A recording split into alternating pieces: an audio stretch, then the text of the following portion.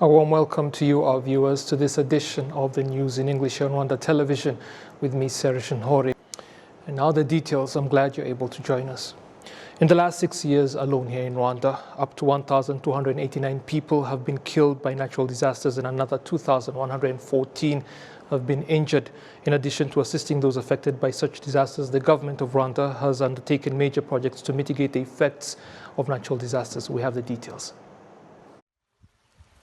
Figures compiled over the last 6 years indicate that most of those killed and injured by natural disasters fell victim to flash floods and landslides. Because of the 1,289 who died, 324 were struck by lightning and 2 died in fires, meaning all the rest fall in that category.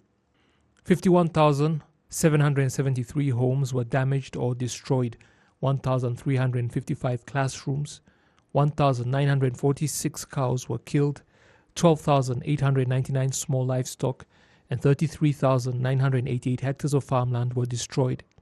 232 water pipelines and drainage systems were damaged, as well as 757 power lines and grids, not to mention 479 roads that were damaged and 484 bridges.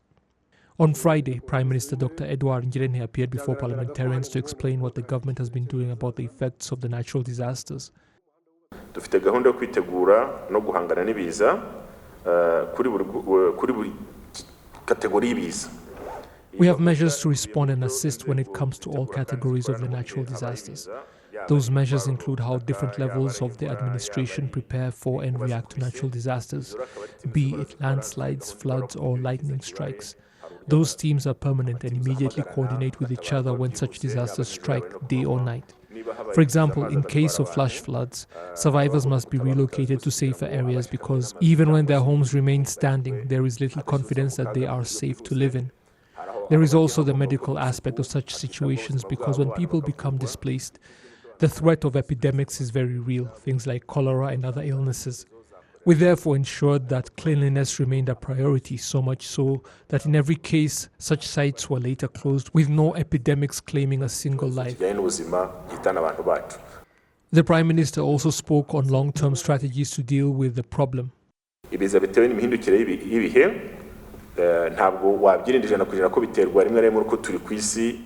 Natural disasters caused by climate change cannot be prevented at a rate of 100% because this is a global phenomenon that in most cases is beyond our control, caused by those living far beyond our borders, and yet we are still affected.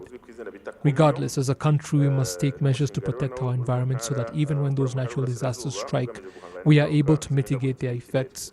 There is a project called Combio, operating in the eastern province meant to fight the effects of climate change worth 8 billion Rwandan francs. There is an active project in the area of the volcanoes meant to fight flash floods, and it has helped to divert water away from Musanze town. Now we are preparing a much broader project meant to fight flooding, worth close to 400 billion Rwandan francs that will stop flash floods from the Volcanoes National Park from causing havoc. 50 billion Rwandan francs has been obtained for the feasibility study to speed the project up. The parliamentarians took the time to thank the government for its efforts to deal with the effects of natural disasters, most especially the country's top leadership for taking the time to visit those affected by such disasters and reassure them of support, especially during this year. In May, natural disasters in the provinces killed 135 people and injured another 111, causing damage worth 222 billion Rwandan francs. Up to 518 billion is required for reconstruction. Though the Prime Minister told the parliamentarians that the government is committed to implementing all projects meant to deal with the effects of natural disasters, he did admit to them that limited resources are a serious hindrance. All across the world, natural disasters and their effects have continued to be a serious problem. Last year alone, up to 186 million people globally were affected by natural disasters, with damage amounting to $223 billion. Prime Minister Dr. Edouard Ngirente has met with the Chinese ambassador to Rwanda, and their discussions focused on strengthening cooperation and bilateral ties between both countries, especially increasing investment conducive for both Rwanda and China. We would like to promote more and more investment in Rwanda for the manufacturing, for the agriculture, education, and health. We would like to see the mutual benefit and support for all the areas in the cooperation. Diplomatic ties between Rwanda and China have been seen for more than 50 years, that is, and last year China's investments in Rwanda were worth $200 million. Notably, the government of China recently extended support worth $500,000 to help individuals who were affected by the recent natural disasters here in Rwanda. The Director General of Asia and Pacific Affairs in the Ministry of Cooperation and International Affairs has noted that cooperation between both countries means benefits for citizens of both countries. The discussions focused on strengthening our cooperation between Rwanda and China. As you know, there is a lot that Rwanda is doing with China in different sectors, in trade, in the area of investments, support to different projects through grants from China in education, in infrastructure, in the different sectors like energy, road construction. As you know, recently there was a groundbreaking ceremony for the construction of Masaka Hospital. This is a very important project that the government of China is funding. There are so many things that we are working on together with the government of China. So, Right Honorable Prime Minister was really thanking the Ambassador of Rwanda for that support that the government continues to extend to the government of Rwanda.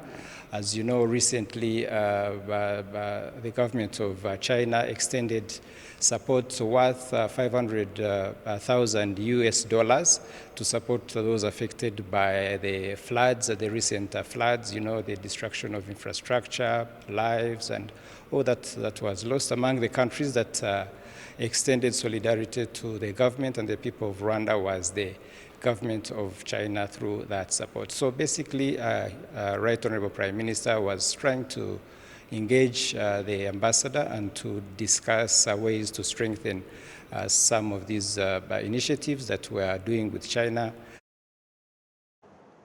And now to health matters. According to the findings of the second Rwanda NCDS risk factor survey that was disseminated on Friday, health professionals have noted that there is a need to focus on raising awareness and educating people about non-communicable diseases that continue to take the lives of many, both here in Rwanda and around the world. Olive Nete with the details. Some of these diseases include cancer, diabetes, cardiovascular diseases, and others. Health professionals emphasize that tobacco use, physical inactivity, the harmful use of alcohol, and unhealthy diets are among the major risk factors to these diseases. Additionally, they note that regular checkups and following up on the doctor's instructions increase the chances of a healthy life for those with such diseases. Odan Sabimana has been suffering from some of these non-communicable diseases. The insurance supported my health checkups because, like cancer, I had to go for a checkup every year. Hypertension and diabetes is every 3 months, and they provide me with medicines. Marie-Louise Nyirabavakure, the head of non-communicable diseases at Remera Health Center, says that they are currently monitoring more than 500 people with these diseases. She emphasizes that the problem is that people living with such diseases are not aware of them due to lack of timely diagnosis. The participation rate is high because if 40 people can make it for the appointment, it is good statistics. The challenge is people who come without being aware of their status. But when we diagnose them with the disease, we teach them, and with time, they get to know how to manage the diseases. During the dissemination of the findings of the second Rwanda NCD's risk factor survey, it was noted that from 2013 to 2022, obesity increased from 2.8% to 4.3%, alcohol consumption increased from 41.3% to 48.1%, tobacco smoking decreased by 5.8%, and that the prevalence of insufficient physical inactivity has reduced almost 5 times. The research findings also revealed that the daily consumption of vegetables and fruits is not a half of what is recommended by the World Health Organization.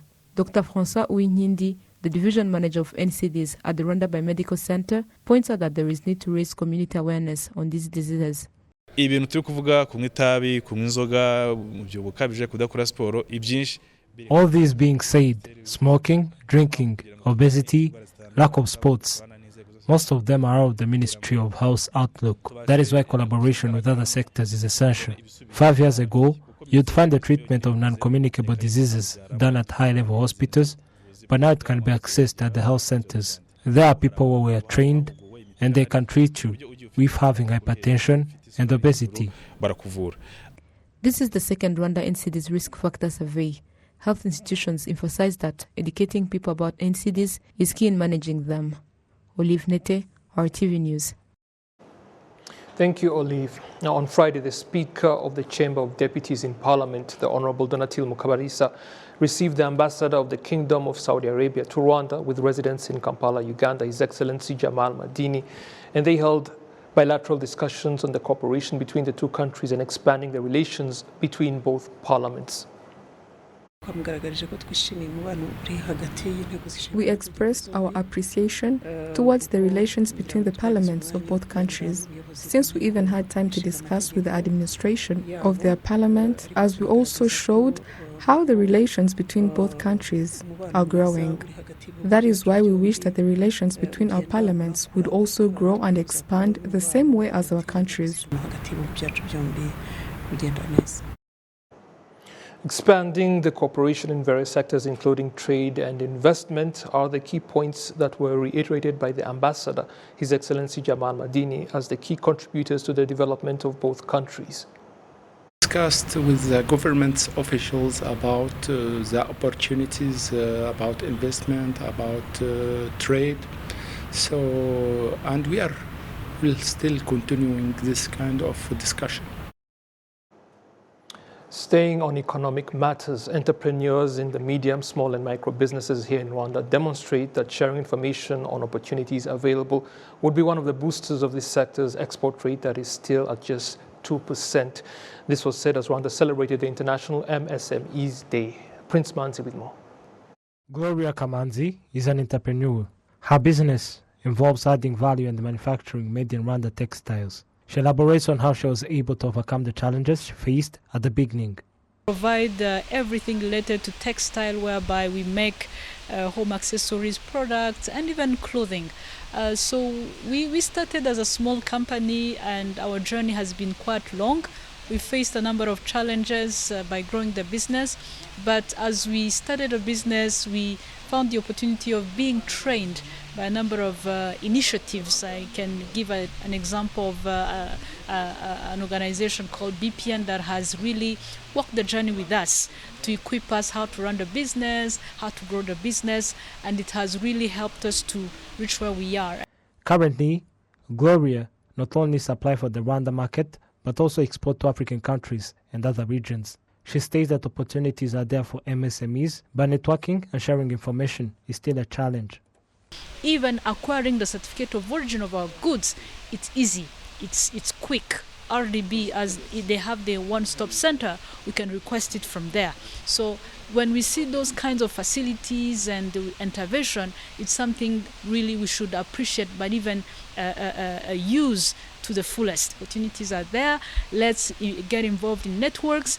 We have PSF, we have the networks. Our Rwanda and other networks have not said the names, but they are willing to sort of come together and share information and see how we can boost our businesses. This issue, as well as others hindering this sector, were outlined in the celebrations of the International MSMEs Day, a sector contributing 33% of the country's GDP. The Permanent Secretary at the Ministry of Trade and Industry, Richard Niweshuti, states that the government is willing to address the challenges still hindering this sector that is considered one of the drivers of the country's developing economy and the citizens at large.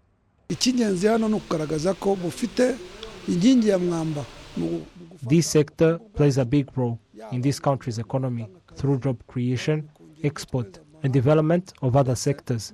Here I mean, for instance, in tourism. MSMEs are the ones transporting visitors, providing services. That is why we do celebrate this day, and to also understand what we can do to improve this sector. The government introduced the Business Development Fund that supports those with no collaterals and those that struggle to get loans. And on the issue of sharing information, the establishment of the MSME Forum, we favor the sharing of information. The medium, small, and micro businesses account for 98% of all businesses in Rwanda and employs over 2.5 million people, equivalent to 70% of the employed. Nevertheless, only 2% of these entrepreneurs export their products. The Permanent Secretary at the Ministry of Trade and Industry, Richard Nweshuti, demonstrates that there are various opportunities, including signed trade agreements, such as the implementation of the AFCFTA, adding that apart from the government's part, it is also everyone's role to play for the exporting rate of this sector to increase. There are also various funds initiated by the private sector. For instance, the Export Growth Fund of the BRD. And here we emphasize entrepreneurs to join. In the NST1 goals, we have to export 17% every year, and the role of MSMEs is there. So we have to address the challenges available, including financial ability and sharing information on the FCFTA and in all languages. Globally, the medium, small, and micro businesses account for 90% of all businesses. The International MSMEs Day is usually celebrated on the 18th of June. Prince Manzi, RwandaTV News. Thank you, Prince, for that report. Now to social and health matters. People with the deaf, blindness, disability here in Rwanda have asked that they be recognized by their special category of people with disabilities. This was discussed as they celebrated the International Deaf Blindness Awareness Celebration Day. Jessica Gassaro with more. Generally, the ministerial orders recognize 5 categories of the disabled persons on the basis of their disabilities: physical disability, visual disability, hearing impairment, mental impairment, and a category of others. And this category of others is where we find persons with deaf blindness disability. Musabayezu Jeanette has a child who was born with deaf blindness disability. She is thankful that she found an organization that can help her child, but mentions some of the obstacles that needs advocacy. A child born with the deaf blindness disability, you have no school for them in Rwanda. I went to Gatagara, Tibeho. They both say they can't welcome my child in their school because his disability was different from those who schooled in their school, which means there's no school for persons with deaf and blindness disability in Rwanda. One of the members in the Rwanda Organization of Persons with Deaf Blindness thanked the government that they are no longer alone and asked for advocacy that will enable them to go to school and study science like everyone else. What I would like to ask the government is that they can create school for us, persons with deaf and blindness disability. We want to study science or even just study primary and secondary like other children. This year's theme is Person with Deaf and Blindness Access to Communication, briefly explained by the chairperson of the Rwanda Organization of Persons with Deaf and Blindness.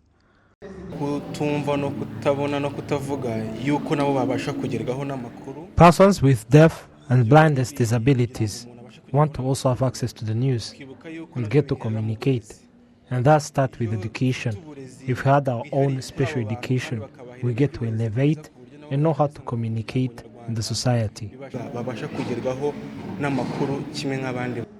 This is the 13th celebration of the International Deaf Blindness Awareness. Jessica Gassaro, RwandaTV News. It's the end of the news, but not the end of programming on Rwanda Television, so do stay with us. I hope you have a great weekend ahead of you. Goodbye.